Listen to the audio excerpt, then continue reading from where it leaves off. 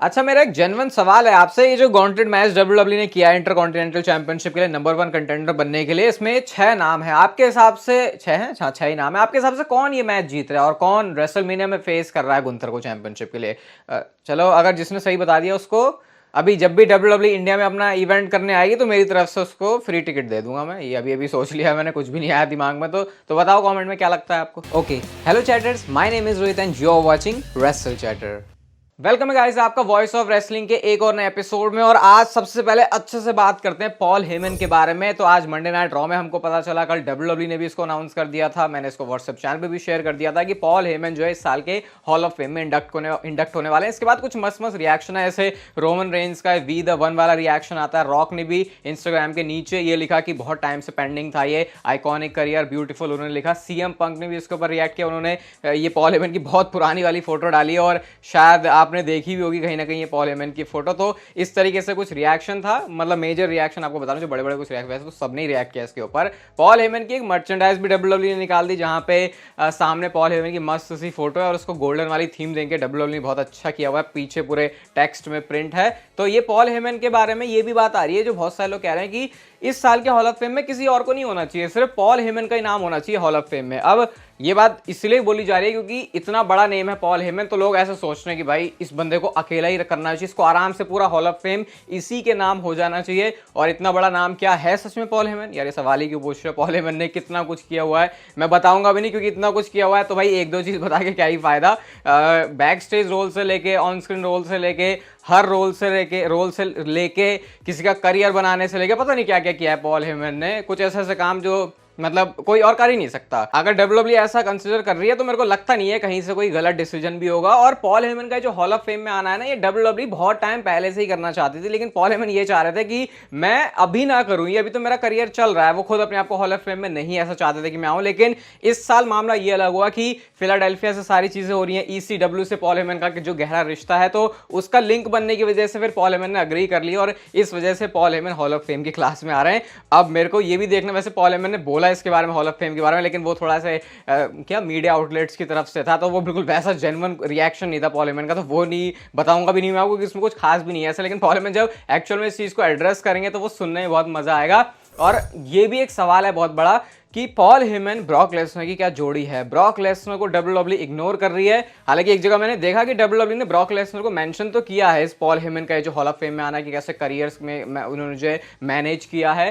तो क्या अब इस तरीके से पॉल हेमन जब हॉल ऑफ फेम आएंगे तो ब्रॉक लेसनर को कैसे मेंशन करेंगे और कितना करेंगे? क्योंकि एक बार लिख दिया वो तो चलो अलग है, लेकिन ब्रॉक लेसनर और पॉल हेमन ने साथ में कितना कुछ किया है उनके अर्ली ब्रॉक लेसनर के करियर से भी आपको याद होगा, और उसके बाद का जो रिटर्न के बाद उनका करियर था वो तो कितना लंबा, उसमें पूरा साथ ही ब्रॉक लेसनर का पॉल हेमन ने दिया है। तो वो भी एक देखने वाली बात होगी, क्योंकि डब्ल्यूडब्ल्यू वैसे तो सब कुछ मिटा रही है। तो देखते हैं ये पॉल हेमन का जो हॉल ऑफ फेम वाला सीन है वो आगे कैसे जाता है, लेकिन बड़ा मजा आया देख के। और इस साल के हॉल ऑफ फेम को पॉल हेमन ने अपना नाम जोड़ के कह सकते बहुत ज्यादा स्पेशल बना दिया। आज की मंडे नाइट रॉ के ऑफ एयर जाने के बाद भी भाई बहुत सारी चीजें हुई, और मैं ये कह सकता हूं कि शायद पूरी रॉ में वहां बैठे लोगों को उतना मजा नहीं आया जितना उनको रॉ खत्म होने के बाद सिर्फ इस 10-15 मिनट के अंदर मजा आ गया। इसमें बहुत कुछ हुआ है। एक तो जब ड्रू मैकिंटायर मारपीट के भाग रहे होते हैं, जा रहे होते हैं, तो कोडी रोड्स उनको थोड़ा सा चेयर से अटैक किया ताकि बस वो भगा सके वहां से ड्रू मैकिंटायर को।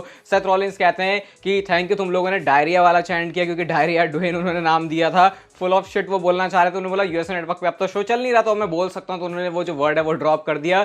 जे ऊसो के जूतों का गिव अवे हो गया, यहाँ पे ऐसा जूता वो फेंक रहे हैं। इसके बाद में देखा कि वो जो स्टील चेयर है उसका भी गिव अवे हो गया। तो बहुत सारे ऐसे मूवमेंट्स बनाए यहाँ पे कोडी रोड्स। तो भाई ऐसा लग रहा है ये बंदे के, ऐसा लग रहा है सबसे बड़ा मालिक डब्ल्यूडब्ल्यू का कोडी रोड्स है, कि जैसे डब्ल्यूडब्ल्यू को आगे बढ़ाना उसका ही काम है। इस तरीके से कोडी रोड्स करते हैं और कहते हैं कि नेक्स्ट टाइम जब हम दोबारा से सैन एंटोनियो में थी ना, तो जब यहाँ पे आएंगे तो मैं चाहता हूँ दोबारा से तुम लोग सारे आओ। तो ऐसा करके इन्होंने जो है ऑफ एयर जाने के बाद मूवमेंट दिया। तो कुछ ना कुछ चीजें होती रहती है रॉ के ऑफ एयर जाने के बाद भी।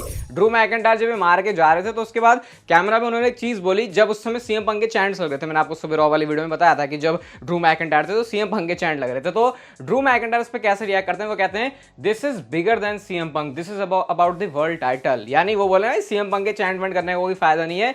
ट्विटर पे जाके उन्होंने और ज्यादा धो दिया सेथ रॉलिंस को। सबसे पहले तो उनकी एक वीडियो है जहां पे वो जा रहे हैं ड्राइव करके अरीना से, आई थिंक जा रहे हैं, वहां पे क्राउड लोग बू कर रहे हैं थोड़ा सा ड्रू मैकिंटायर का, तो ड्रू मैकिंटायर ने क्या किया, उन्होंने अपनी गाड़ी के अंदर सीएम पंक का म्यूजिक बजा दिया और उस पर वो बिल्कुल वाइब कर रहे हैं अच्छे से। तो अब ये ड्रू मैकिंटायर तो भाई मतलब नेक्स्ट लेवल पे ही जा रहे हैं अपने कैरेक्टर को लेकर, कितना एंजॉय कर रहे हैं ड्रू मैकिंटायर इस बात को वही पता चलता है आज, क्योंकि सेथ रॉलिंस ने डायरिया ड्वेन बोला था। बहुत सारे लोग तो यही बोल रहे भाई कि ये क्या बोल दिया, मतलब मेरे को तो पर्सनली नहीं लगा ऐसा कुछ। मैंने अपनी रिव्यू वीडियो में बोला था कि मेरे को लगा था कि शायद सेथ रॉलिंस हक देंगे, मेरे ख्याल से तो मुझे बढ़िया पसंद लगा, लेकिन क्रिटिसिज्म है बहुत ज्यादा सेथ रॉलिंस के लिए। आप बताना आपको कैसा लगा। बट ड्रू मैकिंटायर को कैसा लगा, उन्होंने ट्वीट करके लिखा और वो बोलते हैं bro really thought he said something, यानी ड्रू मैकिंटायर कहना चाह रहे हैं कि सेथ रॉलिंस अपने आपको ऐसे दिखा रहा है कि जैसे उन्होंने पता नहीं क्या बोल दिया, और इसके नीचे सारा सपोर्ट जो है ड्रू मैकिंटायर के लिए है। अब ड्रू मैकिंटायर की नजर में तो ऑब्वियसली बेकार होना ही है, क्योंकि वो अगेंस्ट ही है सेथ रॉलिंस के। मौका एक भी ड्रू मैकिंटायर नहीं छोड़ रहे, बस उनके सामने मत आ जाओ, कुछ ना कुछ ऐसी बात बोल देंगे भाई कि जो भी बंदा है ड्रू मैकिंटायर के साइड से निकले वो, और सेथ रॉलिंस गलत लपेटे में पड़ गए भाई, उधर से रॉक और इधर से ड्रू मैकिंटायर।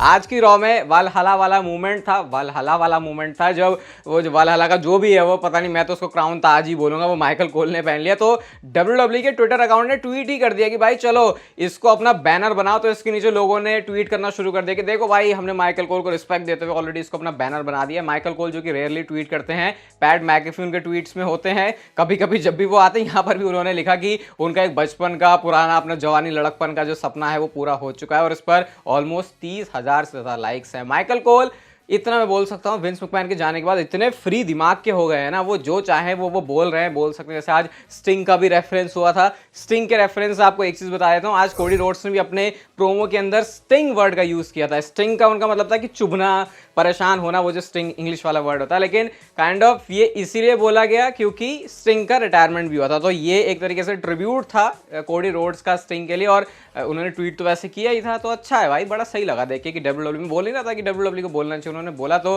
कह सकते हैं लोगों का दिल जीतने वाला मोमेंट भी हो गया कि उन्होंने स्टिंग को मेंशन किया। वैसे जब WWE में स्टिंग के रन की बात होती है तो लोग उससे ऐसा कुछ खास ज्यादा याद रखना चाहते नहीं है। कोडी रोड्स की एक नई मर्चेंडाइज आ गई कुछ दिन पहले, तो मैंने आपको दिखाया था कि वो रॉक की जो मर्चेंडाइज है जिसमें वो कोडी क्राई बेबीज करके बोल रहे हैं, वो तो रॉक का वर्जन था, लेकिन फिर भी वो बोल रहे थे कि इसके पैसे जो है ये कोडी रोड्स के डॉग के पास जाएंगे। अब कोडी रोड्स का भी इसका वर्जन आ गया, जहां पे वो बोलते हैं कि अपने जो किंगडम उनका गाना है, उनका जो थीम सॉन्ग है, उसकी लिरिक्स को तुम याद कर लो। ये ऐसा प्रिंट है यहाँ पे। अब हो सकता है कुछ टाइम के बाद ये वाली जो मर्चेंडाइज है वो भी नंबर 1 के ऊपर आ जाए। पूरा मैंने आपको एक्सप्लेन नहीं किया था स्मैकडाउन से पहले जो एक रॉक का प्रोमो था, जो मैंने स्मैकडाउन के बाद वाली वीडियो में वैसे बोला था कि पूरा 21 मिनट तक रॉक ने सारी चीजें बोली। उसमें उन्होंने क्लाउन बोला, सेथ को ये बोला कि मैं तेरे से टाइटल ले लूंगा, कोडी रोड्स और ये रॉक के बीच में क्या बात हुई थी सब उन्होंने एक्सप्लेन किया था। तो आखिर ऐसा हुआ क्यों, तो इसके पीछे जो रीजन है वो ये बताया जा रहा है कि रॉक को इनफ बातें बोलनी थी, और इसके लिए उनको लगा कि स्मैकडाउन मेरे को काफी अच्छे से टाइम मिलेगा नहीं, तो मुझे सब कुछ बोलना है, तो इसीलिए उन्होंने वो वीडियो सोशल मीडिया पर ही डाल दी। वैसे वो चीजें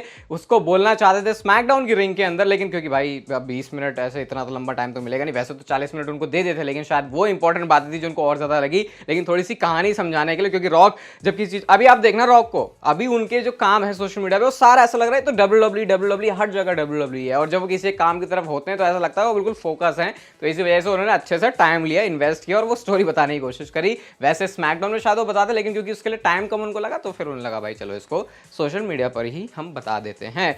नाइट 2 का मेन इवेंट तो हमको पता ही है, और मेन नाइट 1 का मेन इवेंट भी ऑलमोस्ट हमको पता है, एक टैग टीम मैच है, और उसके बाद ये अनडिस्प्यूटेड चैंपियनशिप वाला मैच नाइट 2 में होगा। लेकिन सेथ रॉलिंस और ड्रू मैकिंटायर, मैंने अपनी किसी वीडियो में तो बोला था कि ऐसे करके WWE स्विच कर सकते हैं कि सेथ रॉलिंस को भी 2 बार कंपीट ना करना पड़े।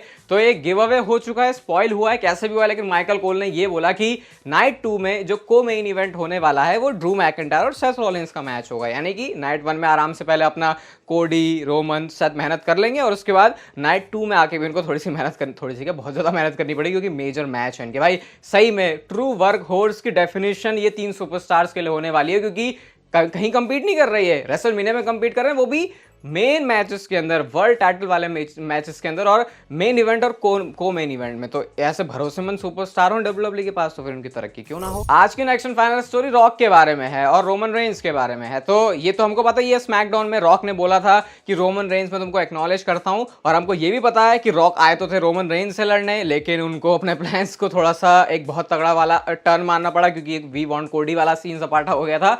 अभी एक थोड़ा सा घुस के अगर इस पे देखा जाए जाए तो बात ये सामने निकल के आ रही है, स्पेकुलेशन ये कि सही मायनों में रॉक ने रोमन रेंस को एक्नॉलेज किया ही नहीं है, क्योंकि जब रोमन रेंस ने बोला था रॉक को, और ये रॉक ने बेवकूफ बना दिया है रोमन रेंस को, क्योंकि जब रोमन रेंस ने बोला मुझे एक्नॉलेज कर, तो रॉक ने बोला Roman Reigns my family I acknowledge you. तो उन्होंने इस तरीके से चीजों को फ्रेम किया कि भाई तू रोमन रेंस तो है, लेकिन क्योंकि तू मेरी फैमिली है वो ज्यादा बड़ी चीज है, तो इसलिए एक्नॉलेजमेंट की बात आ रही है। और जिस पॉइंट पर रॉक रोमन रेंस को फैमिली कंसीडर करेंगे ही नहीं, तो वो एक्नॉलेजमेंट वाला सीन पूरा चला जाएगा। रॉक बोलेंगे मैंने तो कभी एक्नॉलेज किया ही नहीं था। तो ये सिर्फ रोमन रेंस का भ्रम है कि रोमन रेंस एक्नॉलेज हुए हैं रॉक से, लेकिन एक्चुअल में रॉक ने रोमन रेंस को एक्नॉलेज नहीं किया। और ये जो स्टोरी अनफोल्ड होगी ऑब्वियसली तभी होने वाली है जब रॉक का टर्न होगा रोमन रेंस के ऊपर, तो इसमें पता नहीं कितनी और लेयर्स ऐड होने वाली हैं भाई। ये तो ऐसी चीज़ है जो आने वाले 1 साल के अंदर होगी, और जो इस टाइम को मिस कर रहा है फिर भाई वो तो WWE की बहुत सारी चीज़ें मिस कर रहा है। बाकी आप लोग बताना आपको कैसी लगी ये वीडियो, अच्छी लगी तो लाइक जरूर कर देना, और तब तक आप जिंदगी के मजे लो, वरना पता है ना जिंदगी आपसे मुझे ले लेगी।